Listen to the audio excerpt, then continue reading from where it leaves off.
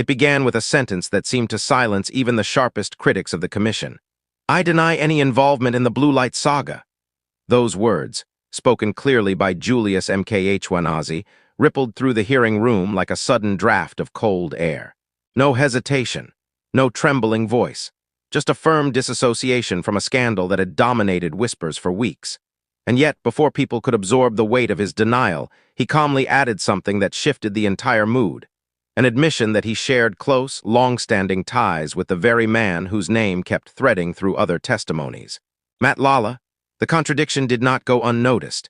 It felt like the story had only just begun to unfold, and the commission members leaned forward, waiting for the layers to peel back on their own. And what followed was even more complex.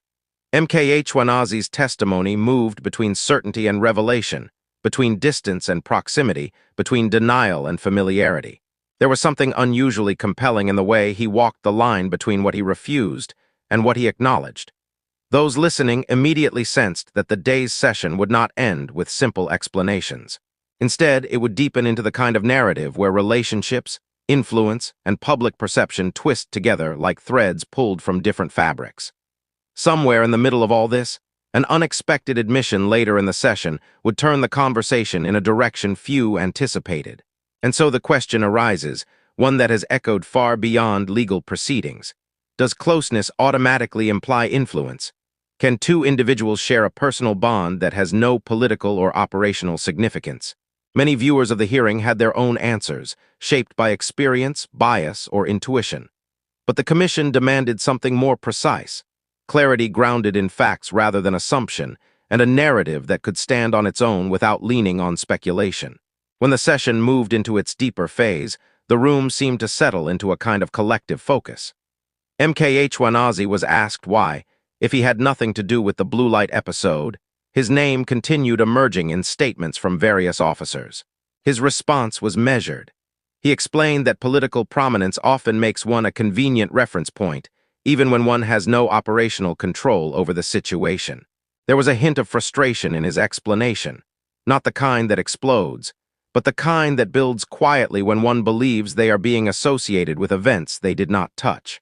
Commissioners examined the circumstances surrounding that particular day of the Blue Light Saga. Testimonies had painted vivid scenes, flashing lights, rapid movements, hurried decisions. But when Mkhwanazi distanced himself entirely, it forced the commission to treat his account as a possible pivot point. A denial of involvement meant the focus had to shift toward how rumors grow and how names become linked to incidents without direct evidence. What drew even more attention, however, was the moment he openly acknowledged his relationship with Madlaga. It wasn't an evasion. It wasn't a soft phrasing. He described their connection as close, long-standing, and built over years of political and personal intersections. The admission created an immediate tension in the room, because it raised the question of how much influence one person might have over the orbit of another, even without explicit instruction or involvement. A story emerged in the process, one not told as a confession, but as a window into political life. He spoke about friendships built in difficult campaigns, alliances formed in moments of crisis, and trust created long before either of them ever imagined facing the probing light of a commission. The narrative was almost relatable in its humanity, because anyone who has navigated a workplace, a community, or a team understands that certain relationships naturally hold more weight than others. But relationships do not always translate to operational control. That was the thread he emphasized repeatedly. He insisted that while he was close to Madlaga, he did not cross into decision-making spaces that weren't his to occupy. Commissioners listened with the stiff stillness of people who have heard every version of political distancing, both the sincere ones and the rehearsed ones. And yet, something in his tone did not resemble a rehearsed narrative. The session then shifted toward the nature of contradicting testimonies. Witnesses had painted different pictures, some pointing to a dynamic of influence and others rejecting it outright. The commission found itself in the familiar position of navigating the fog of conflicting accounts. Mkhwanazi, for his part, remained steady in asserting that his name was dragged into the conversation by people who misunderstood or overstated his role. For a moment, the hearing drifted into a more philosophical tone. Commissioners probed whether proximity in politics could ever truly be neutral. The question lingered in the air without a definitive answer. The public often imagines power as a switch on or off, when in reality it behaves more like heat, invisible, variable, and felt differently by each person in the room. Mkhwanazi insisted he had no such heat in this matter, only a friendship being misinterpreted in a climate of suspicion. By the 8th section of the testimony, the hearing had become less about the blue light saga itself, and more about the ecosystem that allowed rumors and assumptions to thrive. His testimony created a new narrative for the commission to consider, one in which influence was more rumor than reality, and relationships were being stretched into political shadows they were never meant to cast. As the hearing progressed, there was a subtle shift in tone, as if both the commission and the witness recognized that they were stepping into terrain shaped just as much by perception as by fact. Mkhwanazi spoke candidly about how public life often traps individuals in narratives they did not author. In his view, the blue light saga had grown into a web of assumptions, and his name had been caught in it simply because of who he was associated with publicly. He illustrated his point through the lens of everyday situations. Just as people in workplaces are often judged by who they sit with at lunch or who they walk out of meetings with, political figures are judged by the company they keep. And sometimes, he said, that judgment stretches unfairly into areas where the truth becomes secondary to the appearance of influence. The analogy struck a chord because it brought a high-level political issue into familiar human territory. The commission returned to the recurring name, Madlaga. They asked why his name appears in multiple narratives and why his role in various political or administrative actions remained ambiguous. Mkhwanazi clarified that Madlaga was a man he trusted, a man he supported, and a man whose political journey often intersected with his own. But he refused to accept the suggestion that this proximity implied shared actions or shared intentions in the blue light controversy. When pressed about public trust, he spoke about how narratives often gain power simply through repetition. Once a story is repeated enough times, people no longer question its origin. They only debate its meaning. In his view, his denial had to compete with a rumor that had already taken on a life of its own.